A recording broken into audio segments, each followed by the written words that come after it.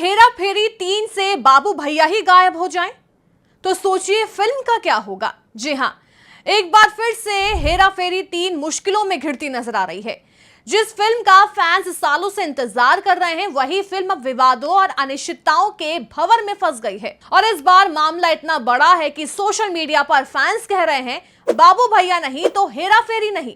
दरअसल खबरें सामने आ रही हैं कि परेश रावल ने एक बार फिर हेरा फेरी 3 से दूरी बना ली है। रिपोर्ट्स के मुताबिक उन्होंने फिल्म की साइनिंग अमाउंट तक वापस कर दी, वो भी ब्याज के साथ। अब ये खबर सामने आते ही फैंस के बीच हलचल मच गई है, क्योंकि हेरा फेरी सिर्फ एक फिल्म नहीं बल्कि एक इमोशन बन चुकी है। जब से हेरा फेरी 3 की घोषणा हुई है, तभी से ये फिल्म किसी न किसी विवाद में फंस रही है।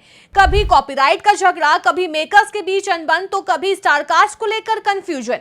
एक समय ऐसा भी आया था जब खबरें थी कि अक्षय कुमार इस फिल्म का हिस्सा नहीं होंगे।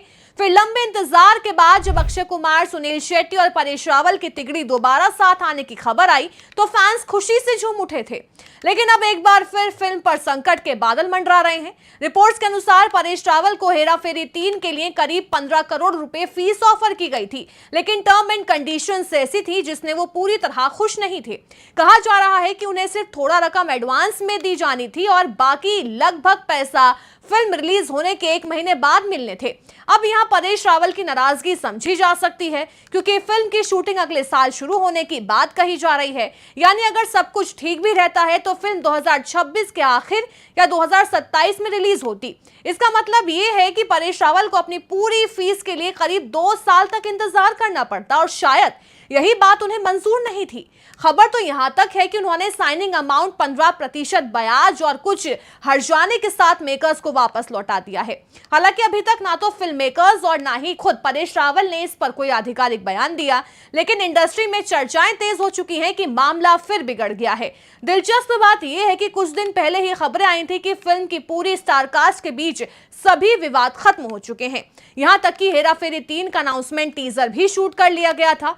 रिपोर्ट्स में दावा किया गया कि यह टीजर फिल्म भूत बंगला के सेट पर शूट हुआ था, लेकिन अब अचानक से परेश रावल के पीछे हटने की खबर ने पूरा खेल बदल दिया है। और सच कहें तो हेरा फेरी फ्रेंचाइजी में बाबू भैया का किरदार ही उसकी जान है। वहीं अक्षय कुमार ने भी हाल ही में एक इंटरव्यू में इस फिल्म को लेकर बड़ा बयान दिया था। उन्होंने साफ कहा कि हेरा फेरी 3 फिलहाल नहीं बन रही है। अक्षय ने मजाकिया अंदाज में कहा कि थोड़ा मंत्र पढ़ना पड़ेगा ताकि सब ठीक हो जाए, लेकिन उनकी बातों से साफ महसूस हुआ कि फिल्म के अंदर खाने में अभी भी कई बड़े मुद्दे चल रहे हैं।